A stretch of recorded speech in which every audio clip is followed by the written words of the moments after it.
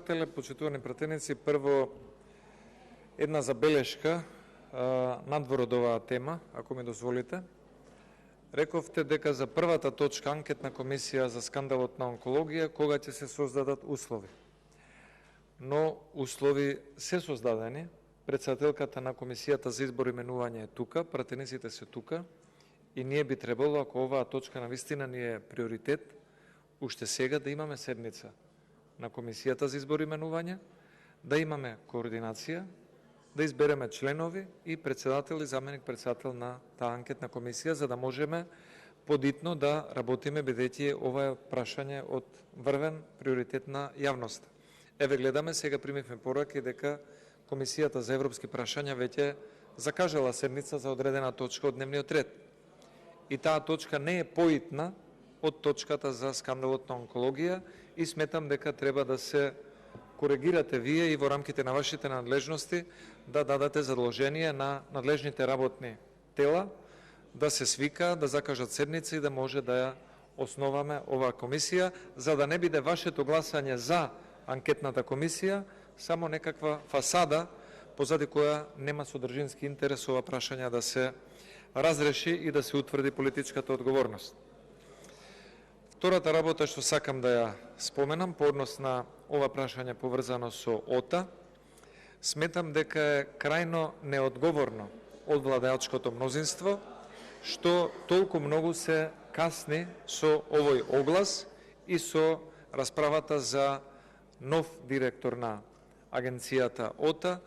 на само 2 дена пред завршување на неговиот мандат, а сите вие добро знаете, бидејќи сме го гласале за законот тука заеднички, дека нема можност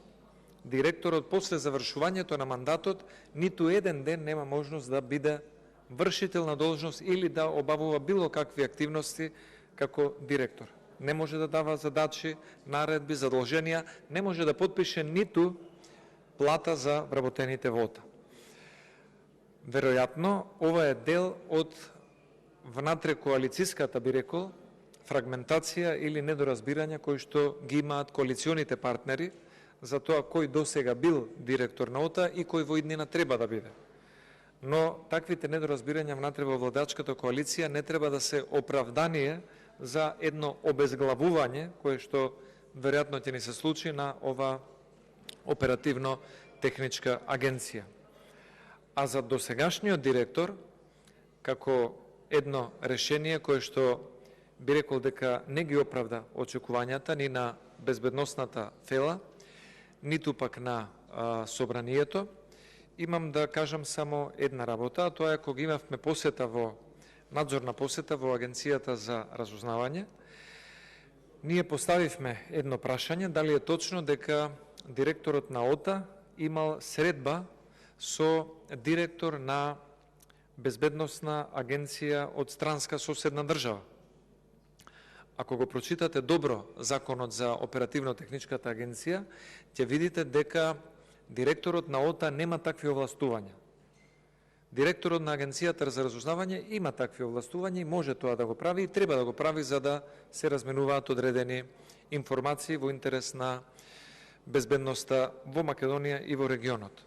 Но директорот на ОТА ги пречекорил своите законски овластувања.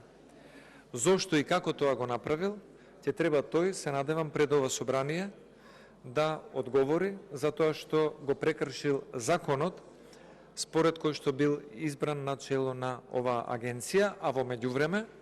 владеачкото мнозинство, знаејќи го или не знаејќи го овој факт, се обиде пред неколку месеци да протне еден друг закон во кој што се предвидуваше продолжување на мандатот на актуелниот директор на ОТА до избор на нов директор на ОТА. Тоа беше само показател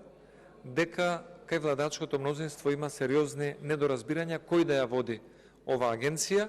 и мислам дека тоа во следните денови и ќе го посведочиме. Повторно ќе кажам, за жал на ефикасноста на оваа битна агенција, која што наместо да даде придонес во безбедноста и оперативното делување на безбедносните служби во Македонија испаѓа како јаболко на раздорот внатре во коалицијата и се злоупотребува за некакви лични или партиски агенди за оние кои што се политички неистомисленици во државата во овој момент. Благодарам многу.